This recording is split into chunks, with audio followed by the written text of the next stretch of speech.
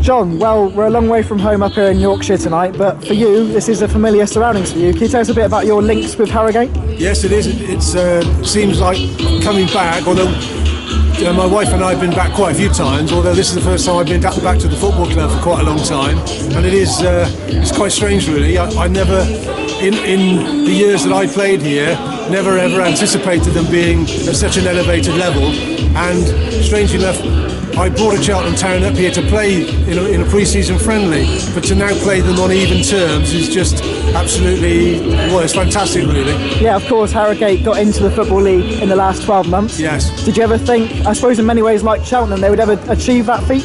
I have to say, it was always beyond our wildest imagination at Cheltenham. You know, even in the days where we were an elevated Southern League club, even when I first went to the club, we never ever dreamt of getting into the Football League. And I have to say, Harrogate, in all honesty, were even further away, because the town was never, never really a footballing environment, a footballing area. Not even, there was no sporting links at all to Harrogate. It was a nice place to come, a nice tourist place, but at least Cheltenham did have a sporting background. But to see the two of them in the Football League is surreal really. And I suppose the fantastic thing about that is just goes to show you haven't got to be a big city club. It is achievable for clubs to come and do that. It opens a dream and a door for anybody concerned, and I agree with you. What it does show is if you're well run off the field and you keep everything fairly tight and compact, it does, the door does open and there is a possibility. And I think the one thing both the clubs have done is they've kept their finances in good check, and when they've got to certain levels, they haven't got carried away. Although I think there are similarities, is because Cheltenham went up and then up again quite quickly, and Harrogate did the same.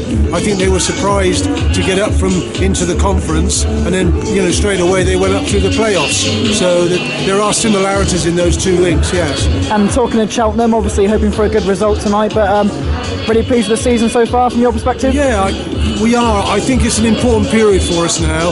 We've had the January window out of the way. I think we've taken on some potentially good players, but it's also important now because we've slipped out of the playoffs. So as a result of that now, there's just a little bit more pressure on teams around our position, to get back into those playoffs, because once you find if you drop out of those areas, it's difficult to get back in. So I think it's an important period for us now. Tonight, Walsall, Scunthorpe, those games. Whereas I also think at this stage of the season, you've got to try and win games. Now, it does change. You're not under the pressure of looking at teams behind you. You've got to try and be winning all the time now. And I think tonight is that it's a game that we've got to try and win, I think.